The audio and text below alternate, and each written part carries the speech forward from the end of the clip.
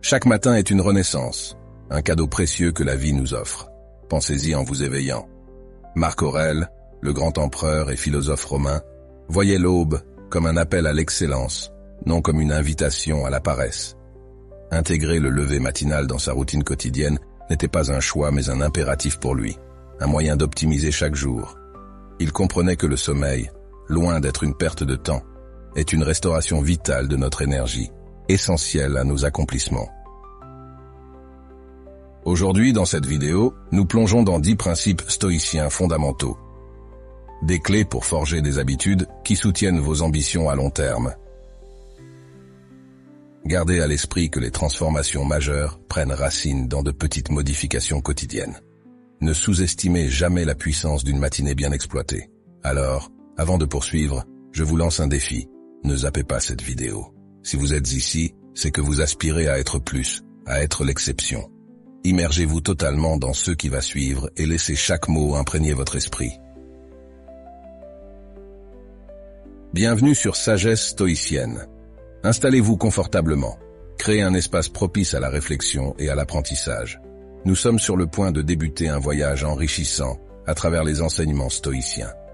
Alors, sans plus attendre, plongeons dans notre premier point. Prêts? Commençons.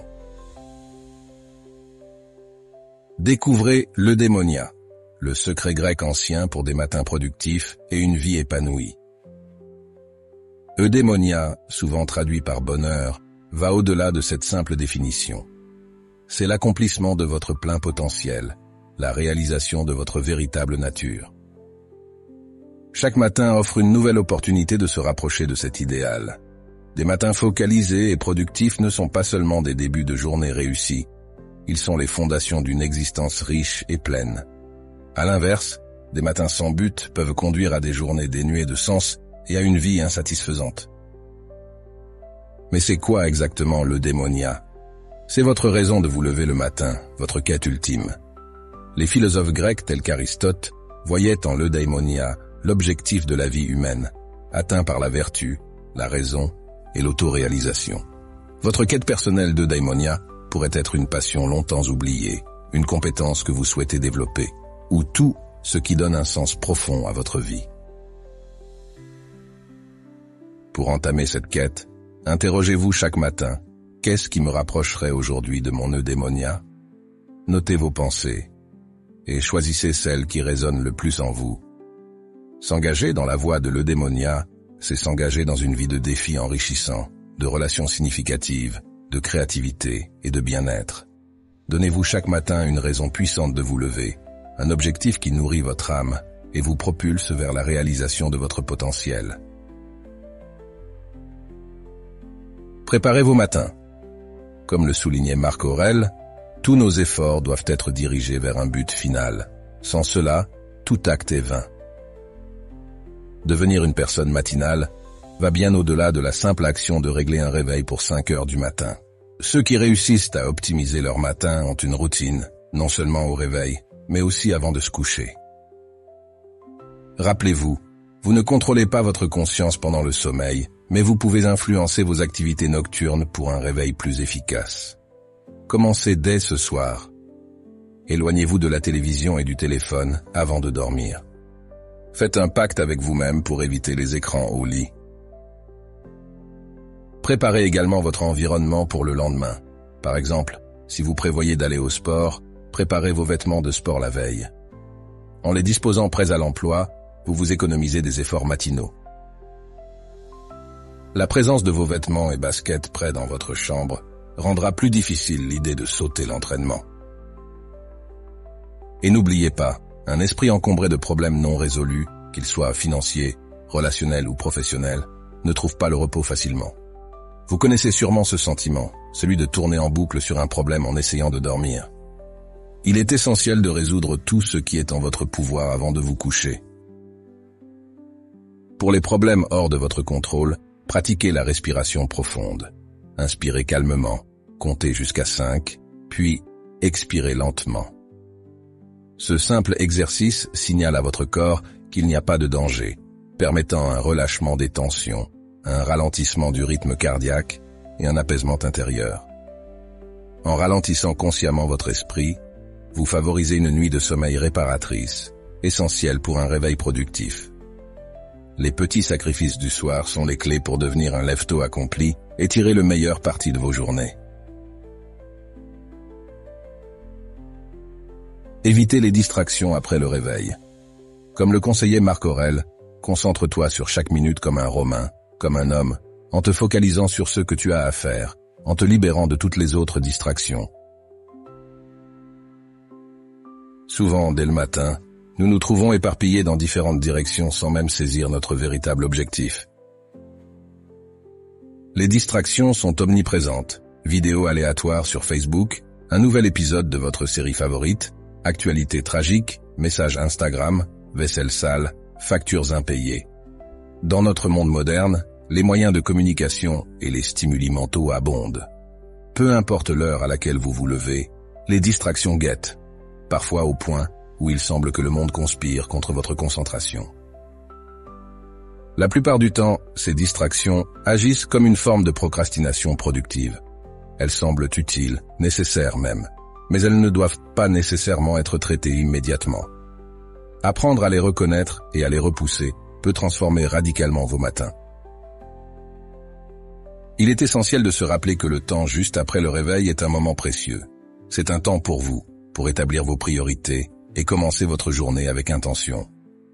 En résistant à la tentation de plonger dans un océan de distractions, vous préservez votre énergie et votre concentration pour ce qui compte vraiment. Je vous conseille vraiment de commencer par des pratiques simples. Ne consultez pas votre téléphone dès le réveil, ne regardez pas immédiatement les nouvelles, ni ne vous préoccupez des tâches ménagères mineures. Concentrez-vous sur vos objectifs de la journée. En adoptant cette discipline, vous prenez le contrôle de votre journée dès les premiers instants, pavant ainsi la voie à une productivité et une réalisation significative. Cultivez la régularité du réveil. Comme le disait Marc Aurèle, nous devons construire notre vie action par action et nous réjouir si chaque action atteint son objectif, sans laisser personne nous détourner. Cette sagesse est fondamentale pour réussir à devenir une personne qui se lève tôt avec régularité. Écoutez attentivement ceci. Prendre en main chaque aspect de votre vie est le premier pas vers l'obtention du pouvoir personnel nécessaire pour créer ou transformer ce que vous souhaitez. Pour se lever tôt de manière régulière, il est indispensable de cultiver l'autodiscipline. L'autodiscipline est en fait l'habitude de la constance. Il faut se motiver à répéter une action jusqu'à ce qu'elle devienne naturelle. Et c'est en voyant les résultats de cette répétition que vous serez encouragé à continuer. Les 30 premiers jours de mise en place d'une nouvelle routine matinale sont cruciaux. Cette période peut être divisée en 3 phases de 10 jours. Chaque phase présente ses propres défis émotionnels et barrières mentales pour maintenir la nouvelle habitude.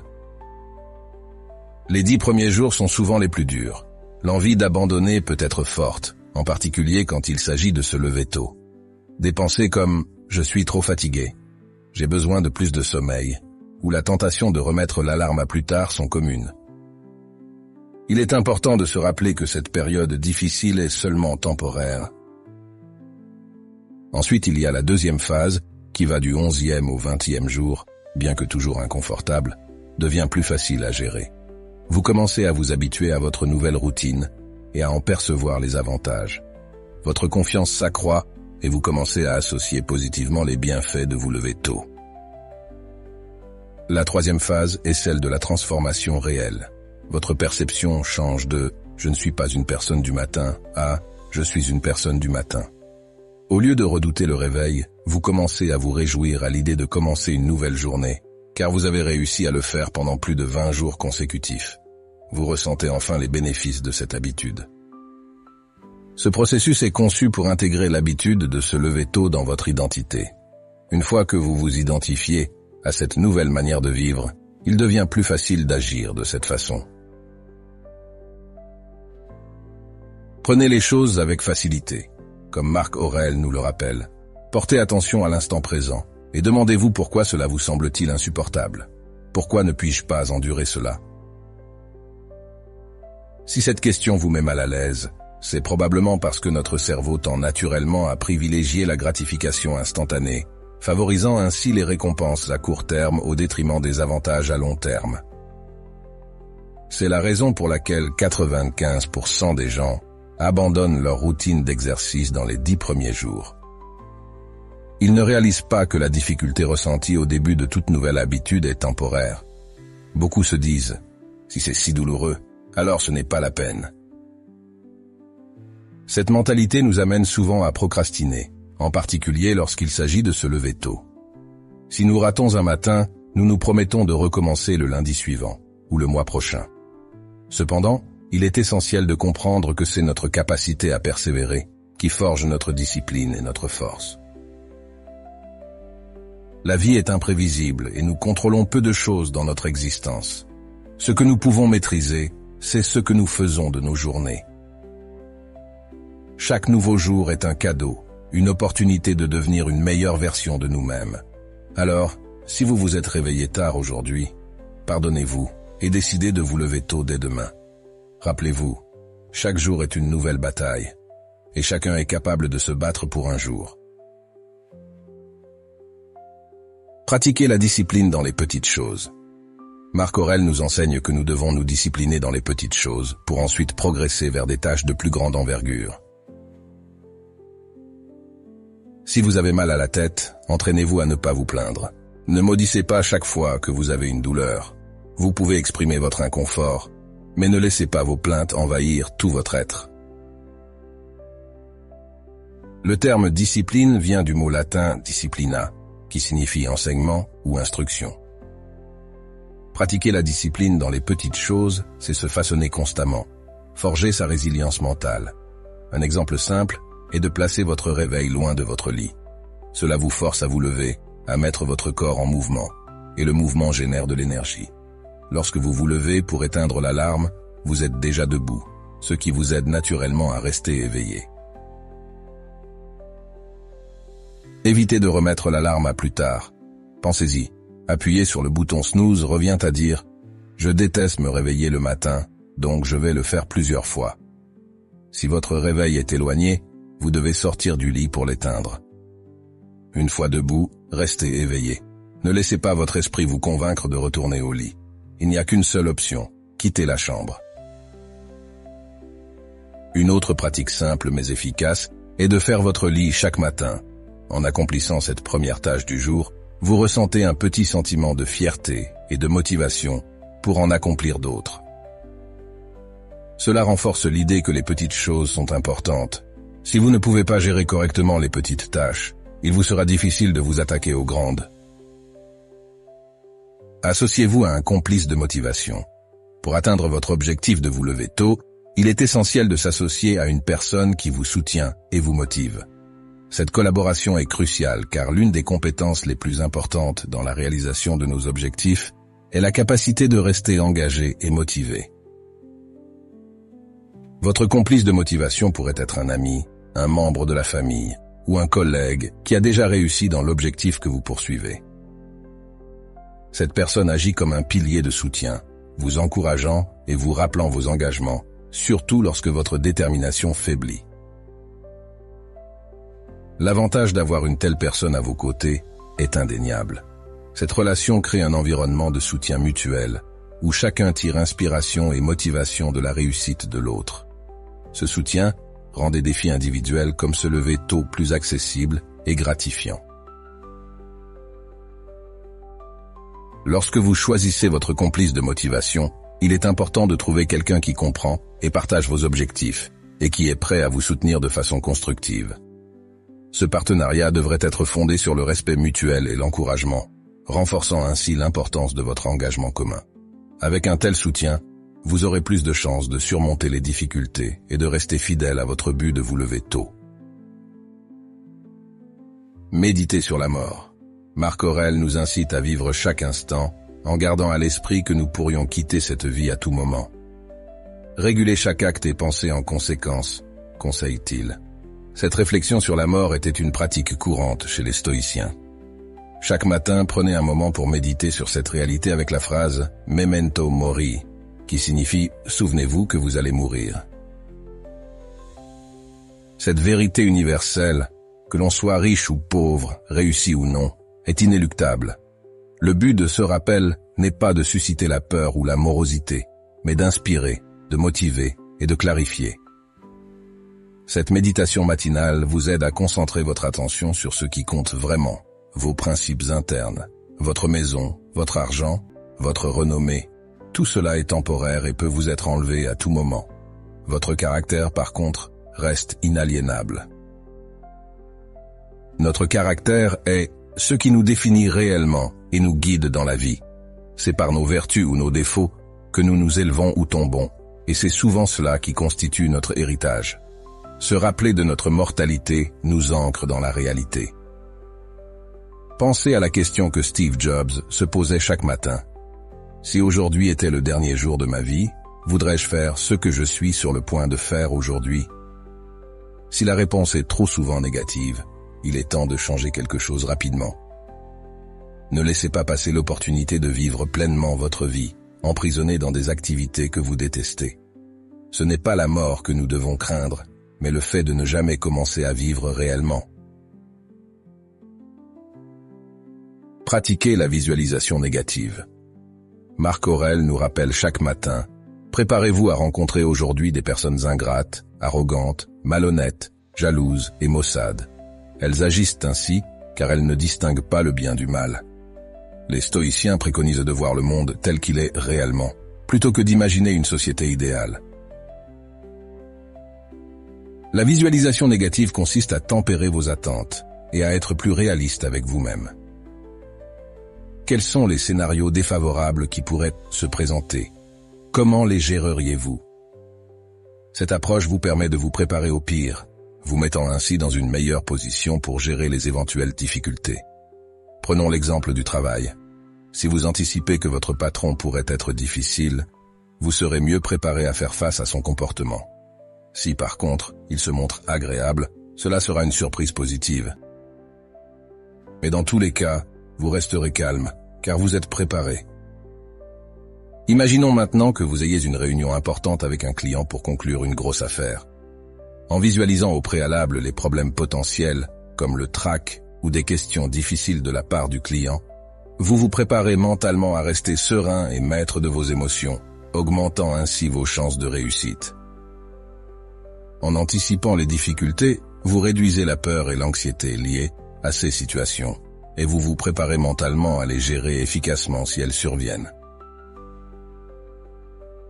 Dans notre dernière référence à Marc Aurèle, il exprime sa gratitude. « Je suis redevable au Dieu d'avoir eu de bons grands-parents, de bons parents, une bonne sœur, de bons enseignants, de bons associés, de bons parents et amis. Presque tout est bon. » Marc Aurèle, avec humilité et honnêteté, reconnaît l'importance de ceux qui l'ont aidé à développer ses valeurs et son éthique. Il nous montre l'importance d'être reconnaissant pour ceux qui ont contribué à façonner notre être. Nous pouvons adopter cette pratique en tenant un journal de gratitude. Tenir un journal de gratitude est un processus simple, mais puissant. La gratitude ne doit pas se limiter aux grandes choses de la vie. Commencez par apprécier les petites choses et reconnaître que rien n'est trop insignifiant pour être apprécié. Chaque jour, notez 3 à 5 choses pour lesquelles vous êtes reconnaissant. Cela peut aller d'une journée difficile au travail contrebalancée par le réconfort de votre famille ou de votre animal de compagnie, ou simplement la gratitude d'être en vie. Pratiquer la gratitude avant de vous endormir contribue non seulement à une meilleure qualité de sommeil, mais vous prépare aussi à vous lever le lendemain avec une perspective positive. Rappelez-vous, votre première pensée le matin est souvent influencée par votre dernière pensée avant de dormir. Si vous vous endormez avec des pensées positives et reconnaissantes, vous vous réveillerez avec la même énergie. Choisissez donc, chaque soir, de créer une attente positive pour le lendemain. Soyez reconnaissant, pardonnez-vous les erreurs de la journée et engagez-vous à faire de votre mieux le jour suivant. Rappelez-vous, les choses ne changent pas, c'est nous qui changeons. Si vous avez apprécié cette vidéo, n'oubliez pas de consulter notre playlist complète sur le stoïcisme pour approfondir votre compréhension. Aidez-nous à partager cette philosophie enrichissante. Merci d'avoir regardé. N'oubliez pas d'aimer la vidéo et de vous abonner à la chaîne si vous avez trouvé ce contenu utile. Je vous laisse avec 2 autres vidéos que vous pourriez trouver intéressantes. À très bientôt.